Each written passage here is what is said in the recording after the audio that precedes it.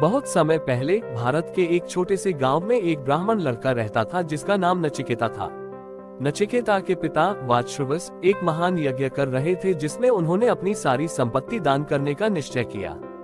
लेकिन नचिकेता ने देखा कि उनके पिता बेकार और पुरानी गायों का दान कर रहे थे जो कि यज्ञ के लिए उपयुक्त नहीं थी। नचिकेता ने अपने पिता से पूछा, पिताजी आप किसे दान देंगे? उसके पिता ने उसकी बात को अनसुना कर दिया।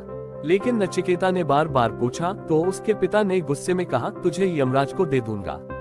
नचिकेता ने अपने पिता की बात को गंभीरता से लिया और यमराज के पास जाने का निश्चय किया। वह यमराज के निवास स्थान पर पहुंचा, लेकिन यमराज वहां नहीं थे।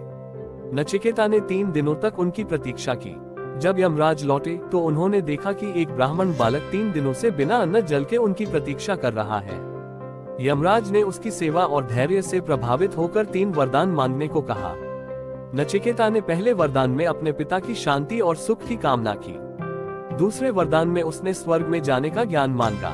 तीसरे वरदान में उसने यमराज से मृत्यु के रहस्य का ज्ञान मांगा।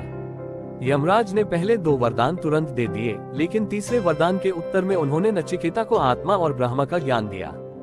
यमराज ने उसे सिखाया कि आत्मा अमर है और मृत्यु केवल एक परिवर्तन है। आत्मा को न तो मारा जा सकता है और न ही यह जन्म लेती है। ये सदा अजर, अमर और शाश्वत है। नचिकेता ने यमराज के उपदेश को समझा और आत्मज्ञान प्राप्त किया। वह वापस अपने पिता के पास लौटा और दोनों ने इस ज्ञान से अपने जीवन को सार्थक बनाया। इस कहानी से हमें ये शिक्षा मिलती है कि सत्य की खोज और आत्मज्ञान के लिए समर्पण और धैर्य आवश्यक है। नचिकेता की कहानी सनातन धर्म के गहन सिद्धांतों को सरल और प्रभावी ढंग से प्रस्तुत